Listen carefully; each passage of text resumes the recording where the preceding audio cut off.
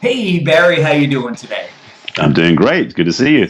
Epic. It's epic to see you. I'm so much looking forward to having you on the show today. Partly because, as my viewers, a couple years ago I went through my own divorce, and I'm Ah, probably playing Russian roulette with my romance at this point now. So I'm quite sure that by teaching me this stuff, you're going to teach our epic viewers this stuff as well.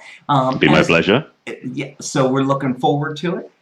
During this first segment, we're going to go through your hero's journey, and we've kind of split up Mm, into three areas: the beginning, the turnaround, and the aftermath.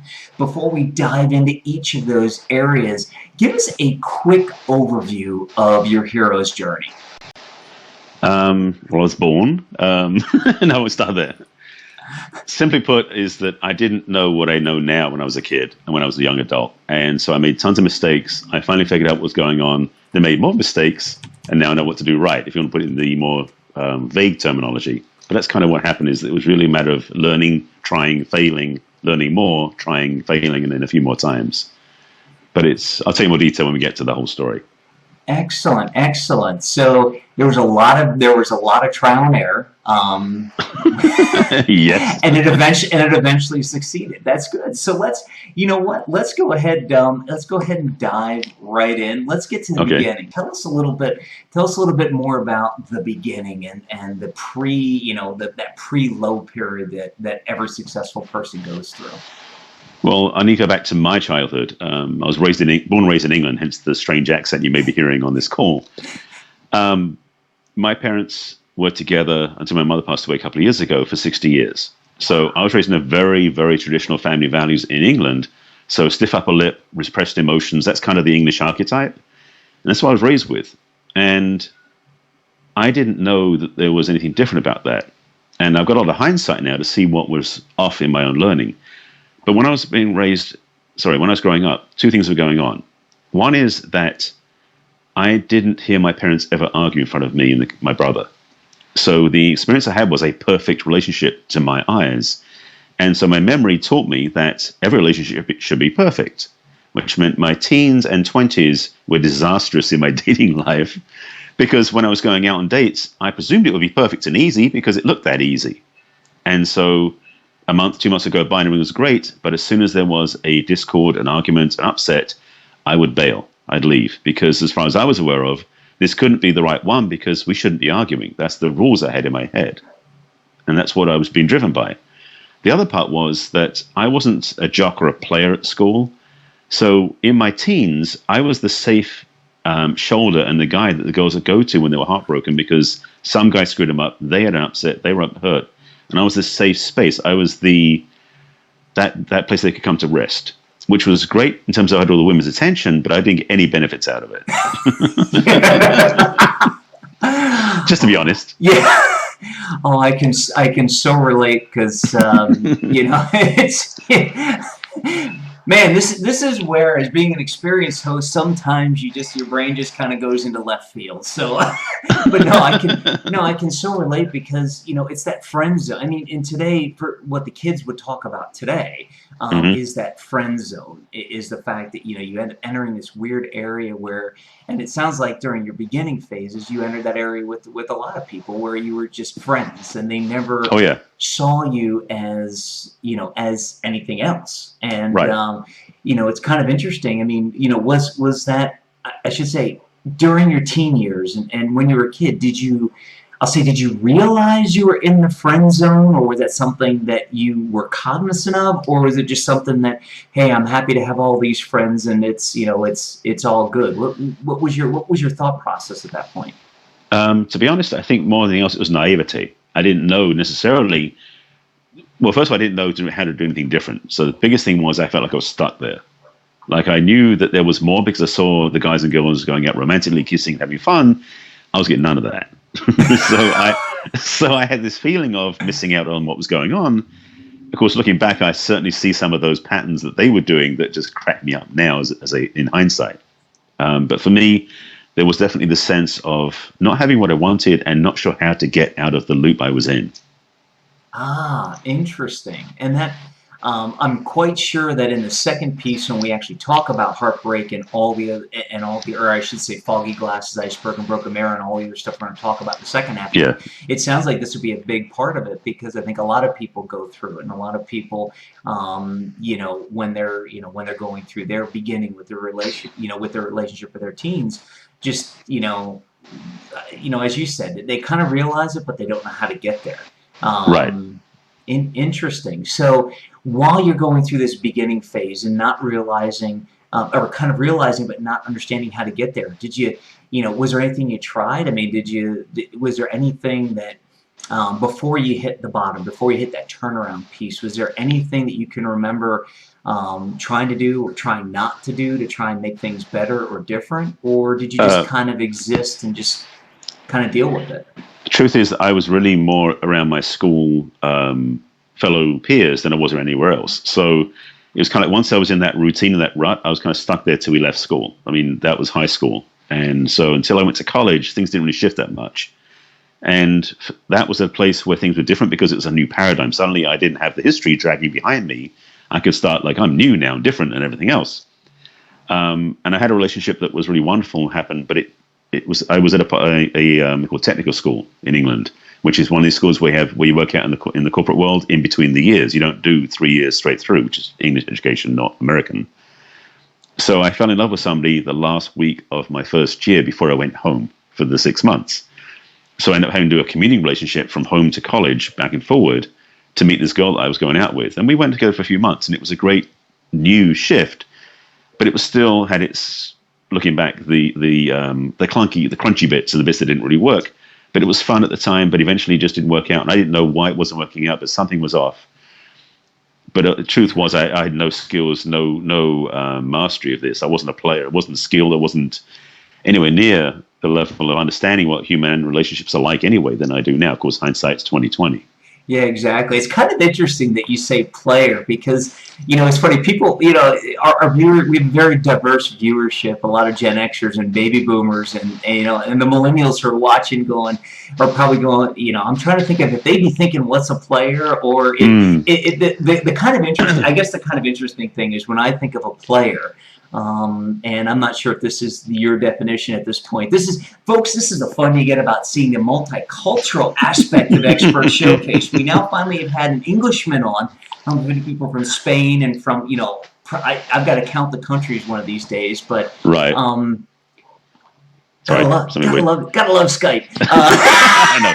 We'll keep it on. Yeah, we're going. But so when you say a player, when I think of a player, I think of a player that's been described, I'll say, in the 80s, 90s, and I would say 90s and 2000s and today, which is somebody who just kind of goes around and has multiple women, that sort of thing. When you're saying a player, is that the definition you're using now from your beginning phase, or does it have a different meaning?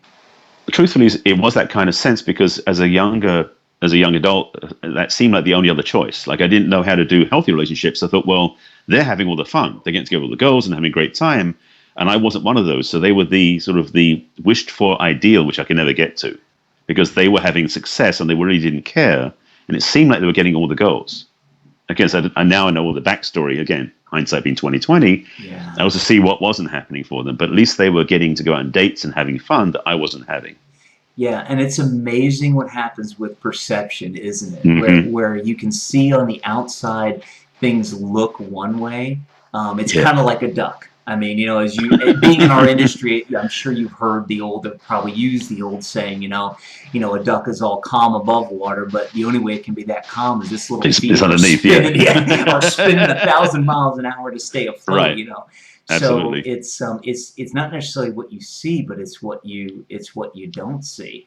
Right. And it's interesting because it sounds like you went through what I've experienced and what a lot of people I coach and a lot of my friends have gone through, which is they had one paradigm in school. They went off to college or technical school, and that's really where the turning point hit, where they were able to break out of their old paradigm. They started to do things differently, but they still hadn't changed their mindset, and they just thought by doing things differently, different things would happen, and they didn't realize it was a combination of everything. Right. So it sounds to me anyway that relationship you had at the end of your first year might have started, or might have been the turning point time in your life. Is that a fair statement? Yeah, it was when things opened up, because it was the first time I'd gone past that like clumsy asking out failed first date experience. Actually, we got into a relationship, which was really my first one. And it wasn't necessarily the most fulfilling on all the levels, because it's still this young, naive, exploration, clumsy, all that sort of thing. That was what happened as youngsters. I mean, I was 18 at the time, 17, 18. And it was definitely something where I knew as little as I did, so I was happy with what we were getting, sort of thing. Yeah, exactly. And at this point, I'm quite sure all of our female audience viewers are going, he's got a great deep voice, great smile. There's no way this guy could have been, this guy could have been single. So for all you female viewers out there, the reason I bring that up is because when you see a guy who's got a great voice and a great smile, and ask him if he's single, kind of like, your host here. But anyway, and there ends my dating marketing, piece. yes. Yeah, there ends the dating piece of this show. Right. But no, in all seriousness, so you got in that relationship, you're in your turnaround, this is kind of where that turnaround starts to happen. Because it sounded like, I'll say, let me just ask, how did that relationship end? Was it good? Was it bad? Did you realize something? Or, how did that relationship end and affect you, so to speak? Well, the truth with the relationship is it went its course, and it really, when it ended, was we both sort of went, it wasn't working. Because the distance and other things, she was young and she was about to go away to college somewhere else entirely. So we were losing that connection. So it was, in some senses, it was unrequited or unfulfilled, because we didn't really have it play out to its full conclusion. But it truthfully was, it got to where it got to because we couldn't go any further just with our lifestyles, schedules, what we didn't know, and how we were living. And also, I was starting to work more out in the world. And a couple of months later, I went to work in Germany for a couple of years. So I left the country.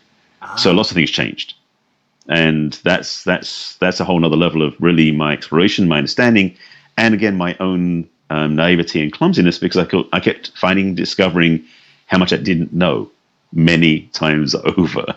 Yeah, exactly. It's so interesting that we're talking today about long distance in relationships, and it's kind of I've been through my own fair share, and it's always interesting to learn from them. I mean, I remember one, my first real long distance relationship. I ended it before it could go much further because I wasn't willing to do it. And right. the saddest part is she was a wonderful girl. At some point, maybe the audience will hear the whole story, because I actually saw her years later, and it's a very interesting story. So tune into a future episode. You might hear that story. And if you're the person I'm talking about, hey, get back in touch with me. But anyway, that's besides the point. But no, yeah. But I learned a lot from that. The point of that story is I learned a lot from that and treated the future long distance relationships, differently. So during that turning point, what did you learn from? Did you learn anything about long distance relationships, or what did you learn through going through this turning point phase? I think the best thing I learned, looking, again, hindsight, looking through the lens, is I didn't know what I was looking for. I was really drifting, and it was true for a lot of my life at that time, from possibility to possibility. I wasn't really having a criterion, clarity of what I really wanted. I was just going, she's cute. And that's the way it worked. I mean, I was really driven by simplistic mindset, because that's what I was raised with. Again, I didn't have education. In fact, nobody did, I think, at that time, of how to make intentional choices about relationships, about anything in life. We sort of fell into what was available. Yeah, exactly. Well, and it's interesting. So if you don't mind me asking a little bit more personal, did you grow up in a small town in England by chance, or was it one of the larger? Sort of, kind of. The town I grew up in where I was young was only a few 100,000 people in the town, but we were right next to London. So we had this big brother next to us, the big city. And I spent a lot of my time going into London a lot too. So I wasn't in a very isolated village or anything like that. So it's still a fairly big town. Yeah, and part of the reason I asked was just the way you talked about what was presented with us, because I knew I grew up in a very small town in eastern Pennsylvania. And, it's like you go and, it's funny, when I look back, a lot of people who grew up in that town who I went to school with are married to people they went to school with, because they never they never, it's kind of, that was the time. I mean, you Hmm. grew up in a town, if anything, you moved from one small town to the next neighboring small town, and that was about it. So, That was true. That was true for me too. I mean, I said I went to work in Germany for a couple of years, and I remember, in fact, when I was in high school, one of my classmates had left school at 15, which was available at that time, and by the time we left school at 18, she already had 2 kids. It was insane. Like, she got married, like, 16-year-old, first kid, second kid at 17, 18. She was, and I have no idea where she is now, but a lot of the kids I grew up with, I know were marrying their high school sweethearts and staying local. And it's eye-opening now because I live 7,000 miles away from there. So it's a different experience. the funniest part, when they do a movie in 20 or 30 years about the 80s and the 90s, and they talk about marrying your high school sweetheart, kids are going to have absolutely no clue what they're talking about. They're going to be like, they didn't marry their best Facebook buddy? And it's like, Whole different, yeah, yeah, whole different thing now. Yeah. exactly. So what else, not necessarily looking through the lens, but at the time when you were going through Mm. that low point and that turning point, what can you remember anything you might have realized at that point that led you to start to go in a different direction? Was there any big thing that came to you, and was it one thing, or was it just a progress of things? I had, by the time I got, let me put in context. In my early mid 20s, I moved out to the United States, and I lived in Germany, lived in Belgium, lived in England. So I had some country experience. My worldview was opening up big time and shifting. And when it came to LA, I came on a contract that ended up becoming a permanent job. And it was probably a couple of years in, if I just got my green card, I think it was. And somebody had introduced me to one of these personal growth seminars, one of those funny things out in the world that I'd never heard of before, never a clue of before. And that was probably one of the biggest turning points because, first of all, it was funny. He and I were working in the aerospace industry at the time, this guy I knew. And it was this Thursday morning after a seminar had begun, and he came down for coffee in the morning in the cafeteria, which I met him in, and said, "You look so tired. It's what happened last night?" He said, "Well, I went to this seminar." And I was like, "What's a seminar?" Because I had no clue, literally no idea. And he said, basically, he went to this seminar. He'd been doing a ton of these things back in the 80s. He said, well, he basically learned some good things, met some cool people, and there were some cute women. And I said, where do I sign up? Yeah. I didn't know any different. But that was, I mean, I look back and say, okay, so maybe Spirit was giving me a message, and I think it was, because I really got a sense that that was the door opening, because that was the December of '84 where my life changed. Because what happened was I went to my first really personal growth seminar, but truth was, it was a chance to look at my own life and see myself through a whole different lens, and it shifted my perception. And that was the beginning of my passionate journey of understanding humanity and how we are and who we are. So that was the biggest wake-up call. And it wasn't about the relationships out there. It's more the relationship in here, because that opened up everything for me. Yeah, it's so interesting you talk about personal growth seminars is the fact that people who've never been don't get it, and people who have been do. And it's Right. kind of like, people go, why do you spend, tens of thousands or hundreds of thousands of dollars a year on personal growth? It's like, because what you just, it's almost like you can't explain it. It's almost like you have to say, look, I will buy you a ticket to show up there, and you have Right. to experience it for yourself. And then they either get it, or they either get it or they don't. And the ones who get Right. it, they realize what a magical experience it can be. And the ones that don't, look at you like you're Yeah, I was gonna. I saw batshit you down with crazy. that. That's it. Right. There you go. I was trying to think, now the FCC can't come down on me. So yeah, it's batshit crazy. Right. So you went to this personal growth seminar, and that kind of really started accelerating you into your aftermath period. Yeah. Tell us a Well, little bit. it's been well over 20 years. It was like 2 years. It's been like a journey. At that, I think the biggest highlight for me in that first experience was sitting across from somebody who I looked upon as being like this tough guy, really got it together. He's a big muscle-bound guy, successful in business. He had this really nice leather jacket on. He drove a Porsche. I thought everything I wanted, he was modeling. And then I discovered how much he was hollow, and we had the same experiences of history. It literally brought me to tears. That was the first time I think I woke in my adult life where I actually cried out of awareness and shifting. And it was a starting point for me of reopening my heart to understanding life and people, because it brought me closer to another man, which is very, I'm a straight guy. It's like hugging other men, loving other men. No, I can't do that. That was the rule I grew up with. But to open up to have this experience, it really changed my perception, but two, my own heart, because it shifted me into a place of compassion for myself and for other people. That was the beginning of a long journey that I've been on ever since. Yeah, that's so amazing, and that is one of the other things that people just. It's funny, 'cause just to take a quick digression. It's why I'm so glad that professional athletes are now hugging each other all the time, because what people don't realize is you can be like you and I, a straight guy, and you can still have love for somebody Hmm. else in a much different way, at a much, different level. And Right. it's so awesome, because what people don't realize is that sometimes the people, it's kind of like the old story about bullying. Sometimes the people who are toughest on the outside are the most hollow on the inside, and are just Hmm. begging for somebody to, to realize that, and to go ahead and change.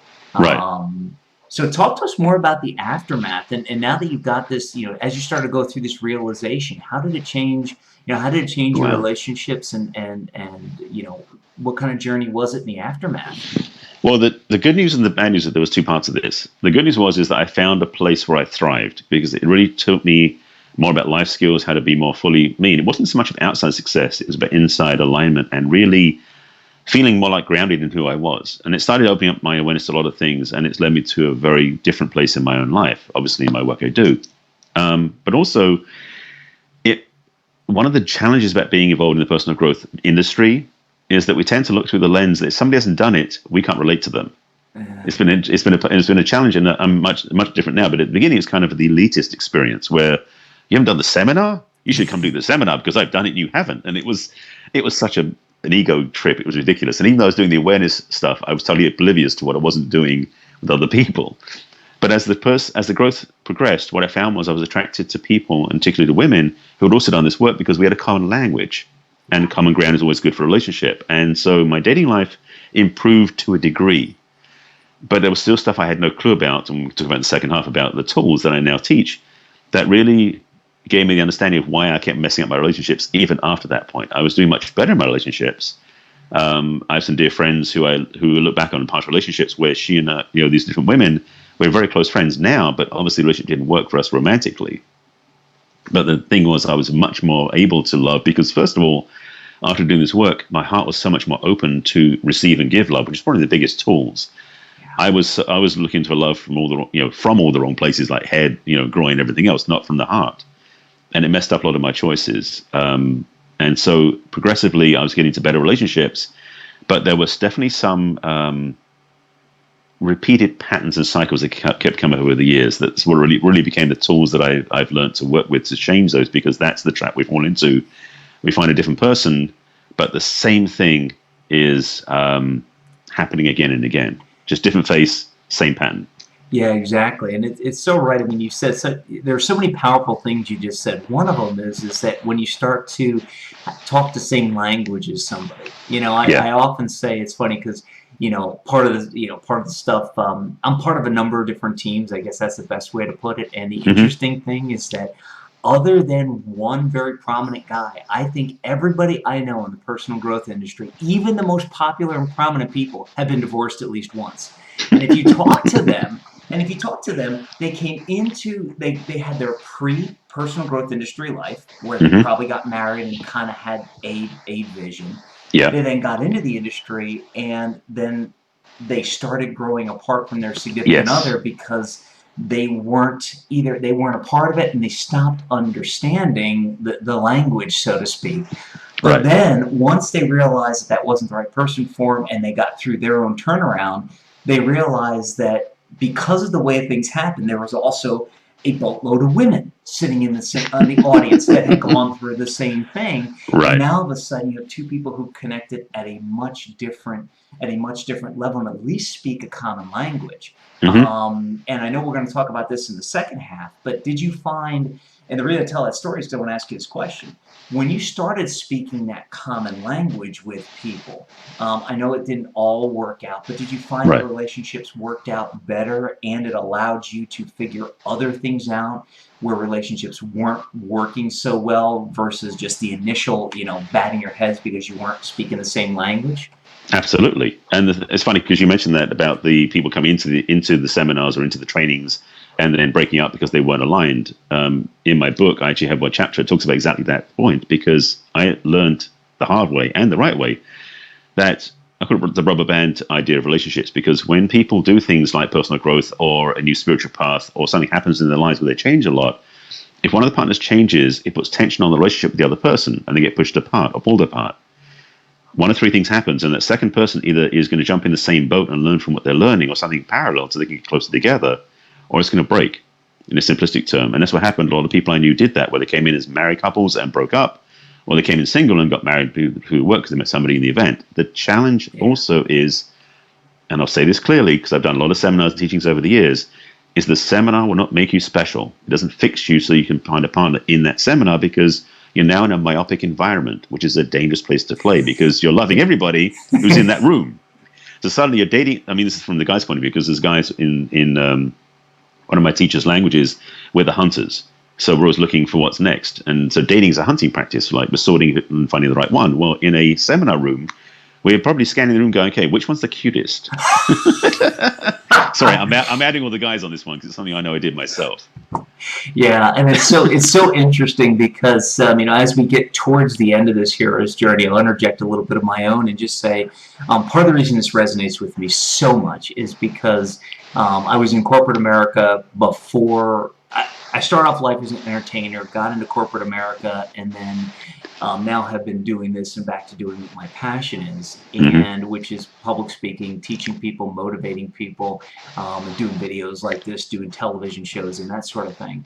About four and a half years ago, I dove back into the personal growth industry headlong, and I was married at the time, and over time, our marriage just did one of these because while my ex-wife was a learner, it wasn't in the same way, and it gave the appearance that I had changed. And it's interesting to go back and look at it. And it's kind of I don't know. It's kind of interesting. Like I said, I guess the best thing I can say without bullet, because I'm trying to. For the folks who know me right now, they know I'm trying to shut down only because I could talk for 3 hours on this. So, and this isn't about me. This is about Barry. So I appreciate that. All I can say is I so much identify with this, and I'm so happy that we have you on today, because in the second part we're going to get to Foggy Glasses, Iceberg, and a broken mirror. There's definitely some things it already sounds like I wish I would have had, maybe even sooner, so to speak, than today. So I'm looking forward to getting there.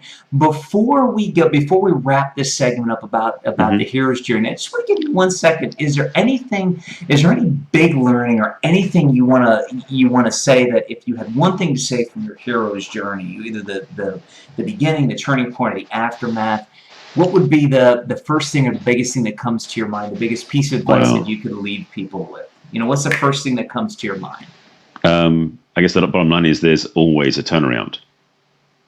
I mean, unless you give up. But the bottom line is, just have faith. And that was the biggest thing for me, is that even now I'm having as much faith as I did, because, sorry, my Skype does these weird things. Gotta have faith, man.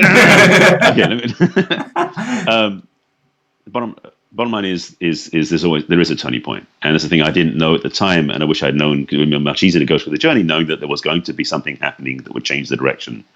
And that's the piece for me, is that I'm grateful I had that. Yeah. And that is a great place to leave the Hero's Journey segment on. We're going to go ahead and take a very short break. When we come back, you definitely want to stick around, because when we come back, we're going to talk to the Heartbreak Repair Specialist that we've been talking to this whole time, Barry Selby. And we're going to hear about Foggy Glasses and Iceberg and Broken Mirror, 3 keys to stop playing Russian Roulette with romance. We'll be back in about 60 seconds, so if you want to take a quick drink or something like that, go for it, but stick around, because we'll be right back. To watch the rest of this epic episode now, click on the link below the video. Do it now, you'll be glad you did. Are you still here? What are you waiting for? Watch the rest of this epic episode now by clicking on the link below the video.